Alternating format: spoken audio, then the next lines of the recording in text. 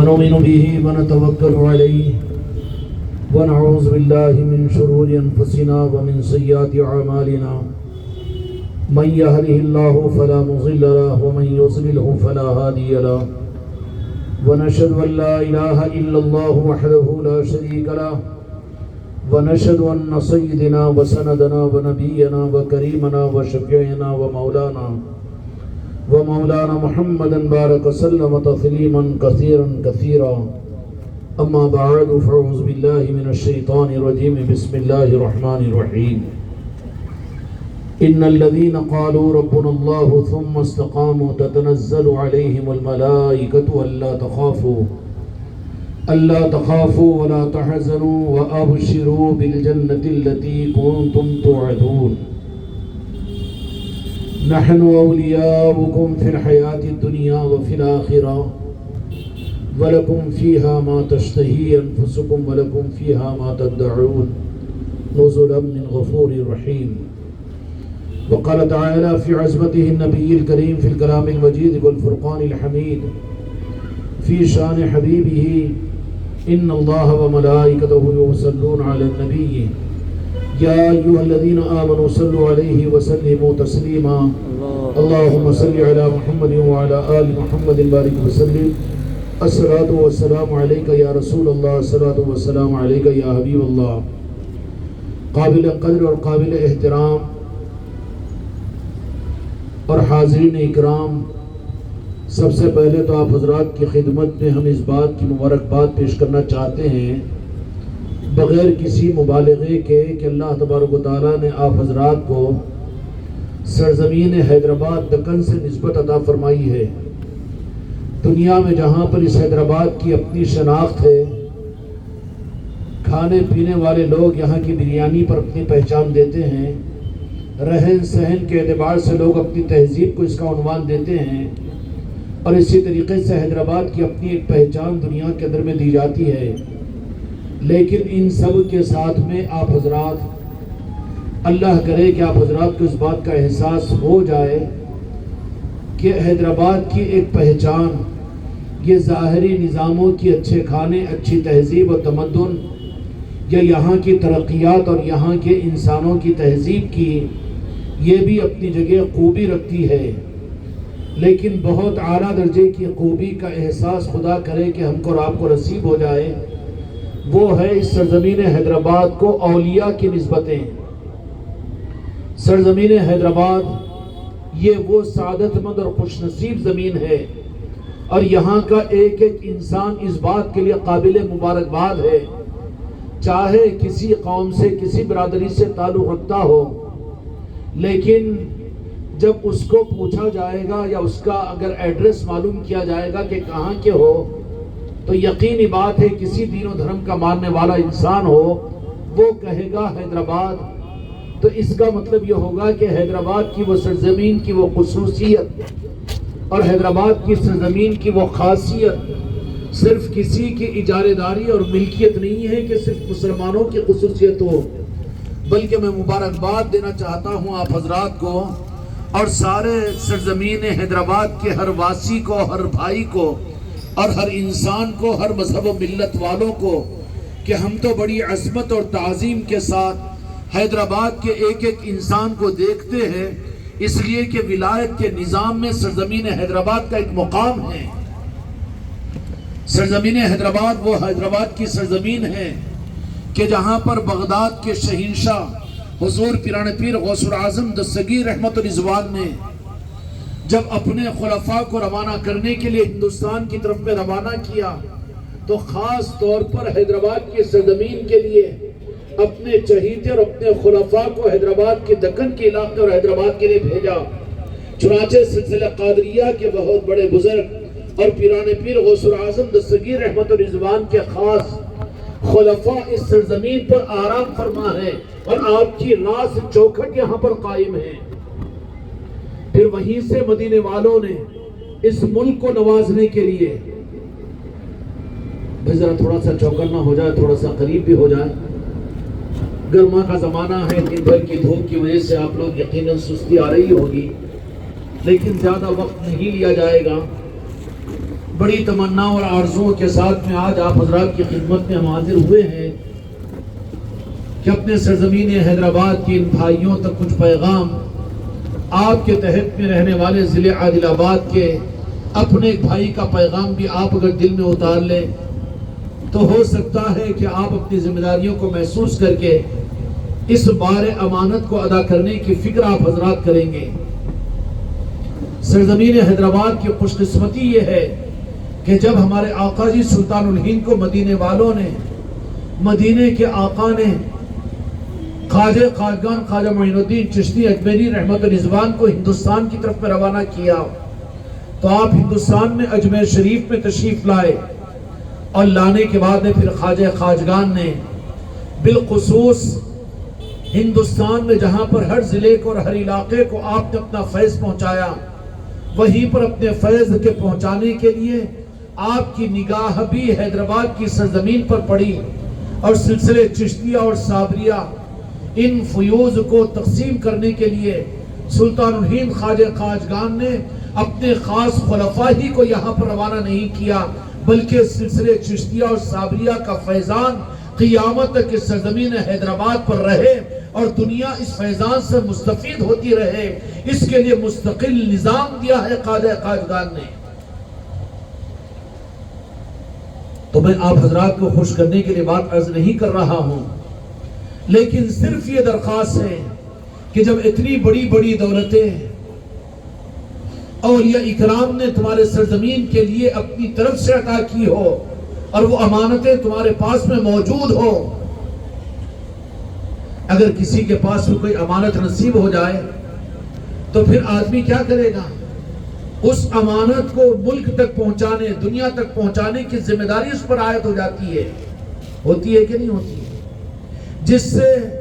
اپنے علاقے کا، اپنے صوبے کا، اپنے شہر کا نام دنیا میں روشن ہوتا ہے۔ مادی نظاموں میں بھی سرزمین حیدرآباد کو کون سا مقام کہ برطانیہ والے اگر ہندوستان کے اندر میں کسی شہر کو وہ لوگ عظمت کی نگاہ سے دیکھیں گے تو کوہ نور کی وجہ سے اس حیدرآباد کو یاد کریں گے کہ نہیں کریں گے؟ ارے وہ کوہ نور جس کی قیمت دنیا کے انسان اور حکومتیں لگا لے سکتے ہیں، لیکن خدا کی قسم ایسے سبوں کوہ نور تمہارے زمین کی، یہاں کی اپنی آستانوں اور چوکھٹوں کو قائم کیے ہوئے ہیں۔ یہ ذمہ داری ہے حیدرآباد والوں پر کہ یہ امانتیں تم کو اور ہم کو نصیب ہوئی ہے، اس کا فیض تمہارے اوپر ذمہ داری ہے کہ خود بھی مستفید ہو، خود بھی حاصل کرے، اور اس کے ساتھ میں اس فیض کو پوری دنیا میں تقسیم کرنے کے عزم و ہمت و ارادے کرے۔ اور وہ کون سا فیض، کون سی دولتیں کہ یہ تو معاملہ دنیا کے اندر میں آپ حضرات کو میں نے تاریخ مختصر بیان کر دی کہ غوث الاعظم کی نگاہ پڑتی ہے تو حیدرآباد دکن پر، غریب نواز کی نگاہ کرم پڑتی ہے تو حیدرآباد دکن پر، صابر پاک کی نگاہ کرم پڑتی ہے تو حیدرآباد دکن پر، اور مدینے والوں کی نگاہ پڑتی ہے تو پھر ہندوستان پر، تو پھر خاص طور پر حیدرآباد دکن پر۔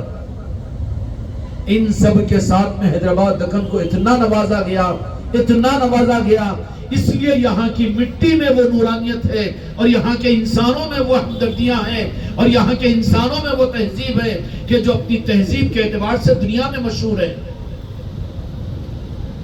آپ تو یہ نہیں سمجھ رہے ہوں گے نا، زیادہ تعریف کر رہا ہوں میں، لیکن اس حقیقت کی طرف میں آپ محسوس کرو، جن کو یہ ساری خاصیتیں اور خصوصیتیں اللہ اور اس کے محبوب نے اور اولیاء نے عطا فرمائی ہو، اگر اس کا احساس نہ ہو،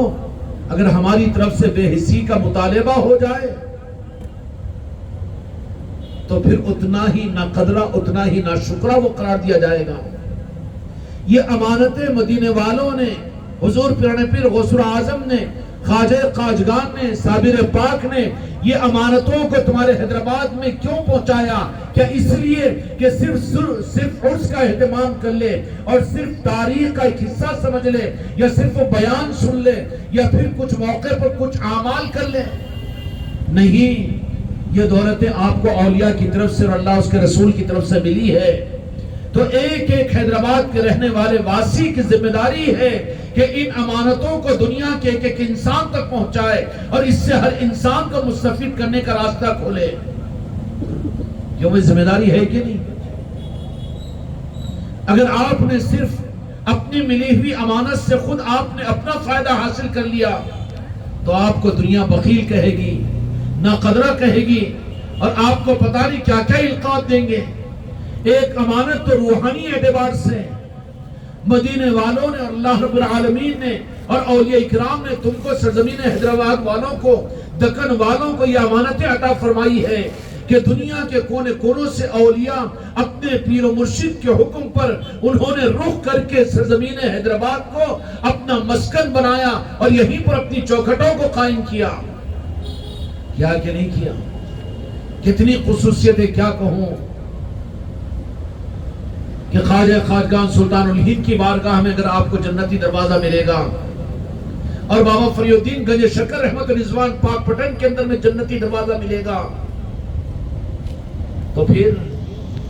صابر پاک نے اپنے شہزادے کے پاس میں جن کا عرس شریف چل رہا ہے،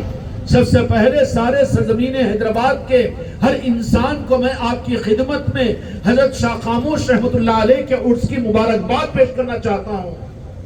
قبول کرو گے نا؟ یا خواجہ معین الدین شاہ خاموش رحمت اللہ علیہ ہم غلاموں کو اپنے غلامی میں شامل کیجئے اور اپنی نگاہ کرم کی خیرات دیجئے اور ہماری زندگیوں کو ضائع ہونے سے بچا لیجئے اور ہماری زندگیوں کو قیمتی بنا کر اپنے مقاصد کے لیے ہم کو آگے بڑھنے کی توفیق عطا کر دیجئے۔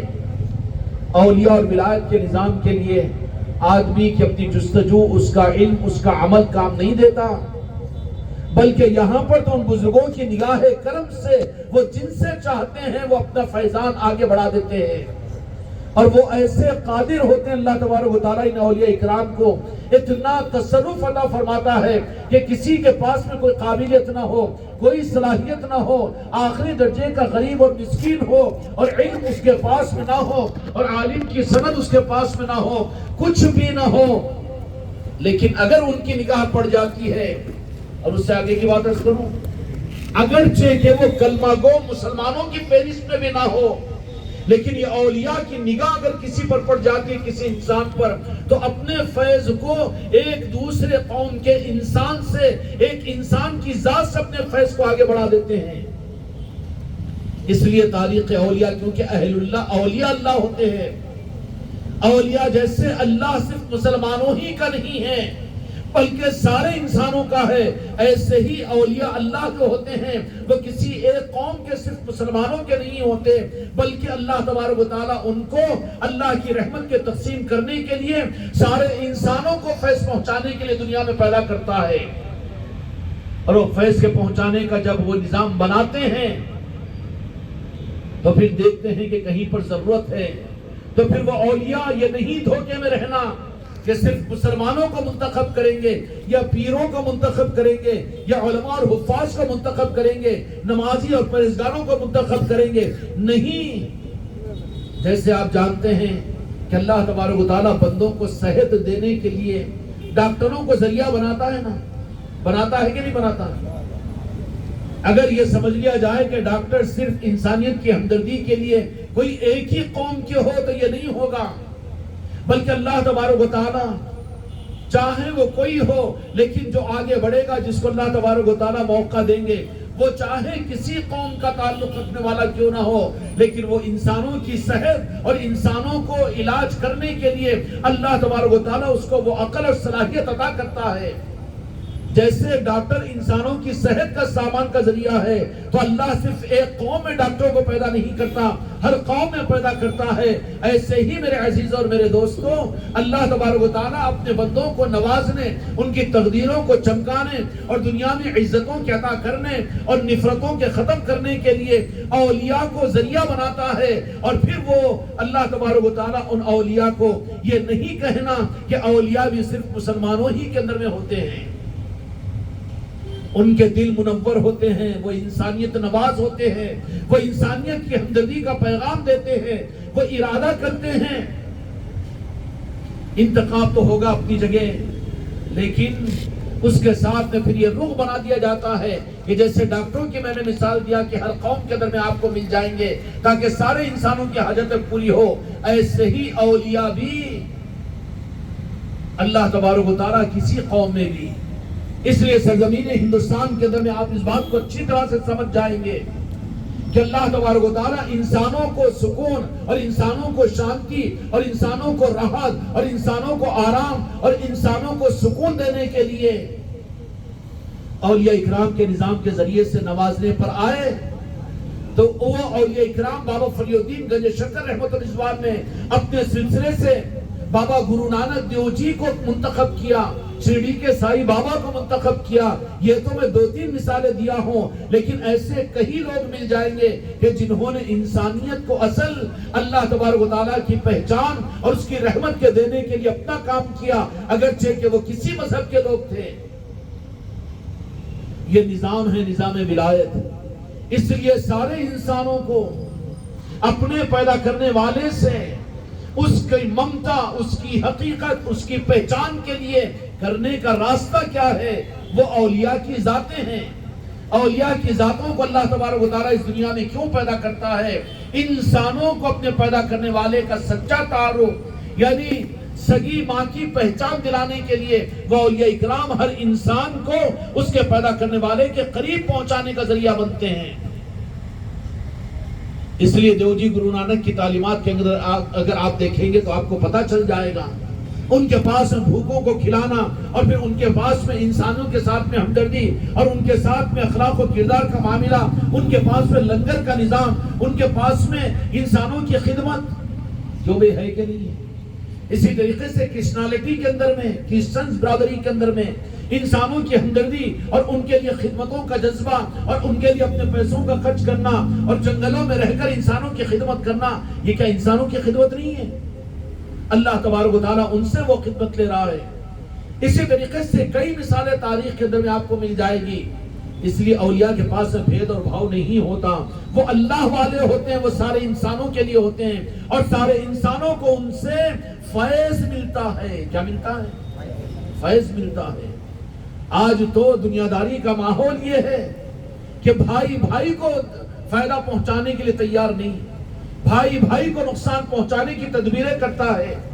یہ فیض کا راستہ نہیں ہے, یہ عداوت اور شیطانیت کا راستہ ہے کہ ایک انسان کو فیض پہنچانے کے بجائے ایک انسان کو نقصان پہنچانے کے راستے پر ہو تو سمجھ لینا کہ یہ شیطانیت کا راستہ ہے, فیض کا راستہ نہیں, عداوت کا راستہ ہے. اور عداوت ان الشیطان للانسان عدو مبین, شیطان کے بارے میں اللہ نے فرمایا کہ کیا فرمایا کہ کھلا ہوا دشمن ہے. دشمن ہے کس کا؟ انسانوں سے انسان کا. اللہ کا دشمن کیسے وہ؟ شیطان کدھر, اللہ کی ذات کدھر, کوئی مواصلت ہے؟ اللہ کا دشمن نہیں ہے وہ. اللہ نے جو فرمایا ان الشیطان للانسان عدو مبین, انسانوں کا دشمن ہے شیطان. اور جو انسانوں سے دشمنی کرے مذہب و ملت کی بنیاد پر یا اپنے امیر ہونے کسی کے غریب پر اور کسی کے فقیر اور کسی کے کمزور ہونے پر اگر طاقت والے غریبوں کو دبائے اور پھر مال والے اگر غریبوں کا حق کاٹے اور نفرتیں اگر پیدا کرے تو سمجھ لینا کہ وہ عدو مبین کہ اللہ تعالیٰ قرآن مجید میں فرماتا ہے کہ وہ شیطان کے گروہ والے ہیں, وہ شیطان کے بندے بن رہے ہیں. ورنہ انسانیت یہ تو شیر و شکر بن کے رہنے کے لیے ہے, محبت تقسیم کرنے کے لیے ہے, آپس میں رحم دینے کے لیے ہے, خود بھوکے رہ کر دوسروں کو کھلانے کے لیے ہے. سمجھ میں آ رہی؟ اللہ تعالیٰ یہ انسانیت کے پیغام کو دنیا میں پہنچانے کی ہمیں توفیق عطا فرمائے. اور یہ پیغام کہاں ملے گا؟ یہ پیغام اگر غور کرو تو صرف آپ کو مختصر الفاظ کے اندر میں کہ یہ بات آپ کو اولیاء کے ذریعے سے ملے گی کہ ہر انسان کو ان کا حق دو, ہر انسان سے محبت کرو, ہر ایک کو گلے سے لگاؤ اور ہر ایک کے کام آؤ. یہ پیغام اولیاء کی چوکھٹوں سے ملتا ہے, خانقاہوں سے ملتا ہے اور وابستگان سے ملتا ہے اور اہل سلاسل سے ملتا ہے. کیوں کہ یہ چیز یہیں پر سپلائی ہوتی ہے. ورنہ نفرتیں, عداوتیں, دشمنیاں, تو بڑا میں چھوٹا, میں چھوٹا تو بڑا, وہ نہیں, یہ غلط, یہ سچ, یہ سارے تو بازار ہیں یہ. اور ان بازاروں کے اندر انسانیت پریشان ہے. اس موقع پر سارے انسانوں کو راحت پہنچانے کا اور ساری انسانیت کے لیے اگر کوئی خدمت کرنا چاہتا ہو, بیماروں کے لیے دواخانوں میں لے جا کر علاج کرانا بے شک بہت بڑی خدمت ہے, بھوکوں کو کھلانا بہت بڑی خدمت ہے, ننگوں کو پہنانا بہت بڑی خدمت ہے، انسانوں سے ہمدردی کرنا بہت بڑی خدمت ہے، لیکن اس سے بڑی خدمت کہ انسانوں کو انسانوں سے محبت کرنا سکھاؤ، جو اولیاء کا پیغام ہے۔ اے سرزمین حیدرآباد کے دکن کے علاقے کے لوگوں، اللہ نے تمہیں حیدرآباد میں پیدا کیا، غفلت سے جاگو اور اپنے آپ کو آگے بڑھاؤ اور اپنے لیے ان دولتوں کو لے کر دنیا میں تقسیم کرنے کا ارادہ اور عزم کرو۔ سوال یہ پیدا ہوتا ہے کہ ہم کیسے کریں؟ ہم کچھ نہیں کر سکتے، لیکن کرنے کا راستہ، بھئی بمبئی کو جانا ہے، کلکتے کو جانا ہے، کیسا جاؤں سوچتے رہے، عقل مند یہ مشورہ دے گا کہ کوئی فکر کی بات نہیں،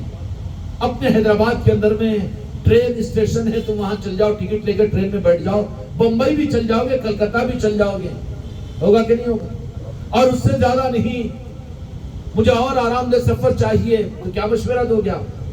ایروپلین کا ٹکٹ لے لو، جہاز میں بیٹھو، بمبئی بھی پہنچ جاؤ گے، کلکتہ بھی پہنچ جاؤ گے، ہوگا کہ نہیں ہوگا؟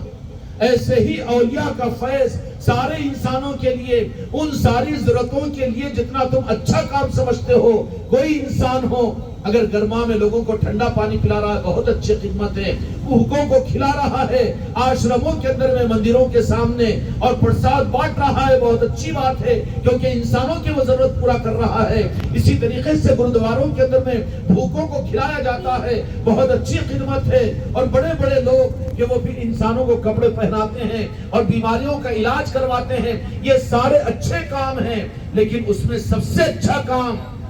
اور سب سے اعلیٰ کام اور سب سے اچھا کام جو اوپر والے کی نگاہ کے اندر میں ہے، وہ کون سا ہے؟ کہ انسانوں سے محبت کرو، ایک انسان دوسرے سے محبت کرے۔ یہ پیغام آپ کو کہاں ملے گا؟ اور انسانیت نے اس پیغام کو چھوڑنے کی وجہ سے آج تمہاری ہماری زندگیاں جہنم بنی ہوئی ہیں۔ سارے لوگوں کا مسئلہ تو چھوڑ دیجئے، لیکن یہ عداوت اور یہ دشمنیاں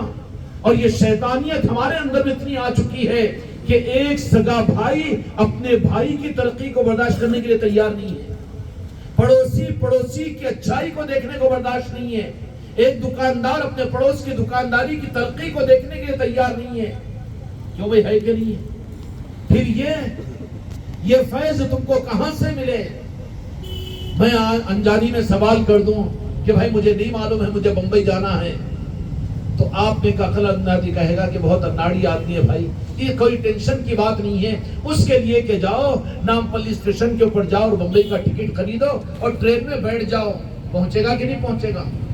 انسانیت کی ہمدردی اور اللہ کی نگاہ میں تمہارا مقام بن جائے اور اللہ تبارک و تعالیٰ تم سے اپنا مقصد لے لے۔ یاد رکھنا کہ اللہ تبارک و تعالیٰ کا مقصد صرف اپنی عبادت، اپنے سجدے اور اپنی نماز نہیں ہے، بلکہ کیا ہے؟ اللہ تبارک و تعالیٰ کا مقصد بندوں کو بندوں کے ساتھ محبت اور ایک دوسرے کا حقوق ادا کرنا اور ساری خلقت کے ساتھ محبت کے ساتھ رہنا۔ اللہ تبارک و تعالیٰ کا یہ مقصد ہے، یہ مقصد ہماری زندگی سے نکل گیا، اب یہ چیز ہم کو حاصل ہو تو میں آ کر سوال کروں کہ میں جانا چاہتا ہوں بمبئی کو، میں جانا چاہتا ہوں کلکتے کو، تو آپ اصول یہی بتائیں گے کہ بھائی ریلوے اسٹیشن پہ جاؤ یا ایئرپورٹ پر جاؤ، ٹکٹ لو، خریدو اور اس سے بیٹھ جاؤ، اس کے ساتھ میں تم منزل پر پہنچ جاؤ گے، کوئی ٹینشن نہیں، پہنچ جائیں گے منزل پر۔ اسی طریقے سے سارے انسانوں کے کام اگر آپ آنا چاہتے ہو اور اللہ کے مقصد کو تم پورا کرنا چاہتے ہو اور اللہ کے پسندیدہ بندے بننا چاہتے ہو، تو یہ راستہ اور یہ پلین اور یہ ٹرین تم کو اور جگہ نہیں ملے گی اور راستوں پر نہیں ملے گی، بلکہ اس کے لیے تمہارے علاقے کے اندر میں جو اسٹیشن ہیں وہ اولیاء کے آستانے ہیں، اولیاء کے سلاسل ہیں، اولیاء کی خانقاہیں ہیں، وہاں پر انسانیت نوازی، وہاں نفرت نہیں، وہاں عداوت نہیں، وہاں دشمنی نہیں، وہاں پر کمانا نہیں، بلکہ اپنی کمائیوں کو خرچ کرنا ہوتا ہے۔ جو بھی ہوتا ہے کہ نہیں ہوتا؟ ساری انسانیت کے لیے یہ اللہ تبارک و تعالیٰ کے مقصد کے پورا کرنے والے اسٹیشنز اگر ہے تو وہ اولیاء کی چوکھٹیں ہیں اور اولیاء کا نظام ہے اور ان کے سلسلے ہیں، ان کی خانقاہیں ہیں۔ اگر ہم بھی ارادہ، ہم بھی چاہتے ہیں کہ اپنی زندگی کا بڑا عمر کا حصہ گزار دیے، یا اللہ اپنی بیوی بچے، اپنا کاروبار، اپنا مکان اور اپنی ضرورتیں اور اپنی صحت و بیماری، اسی میں ہماری زندگی گزر گئی، لیکن عمر کے آخری حصے کے اندر یا اللہ ہم کو بھی کچھ تیرے مقصد کے لیے جینے کا طریقہ دے دے. تو ان کے لیے طریقہ یہ ہے کہ قرآن مجید میں اللہ تبارک و تعالی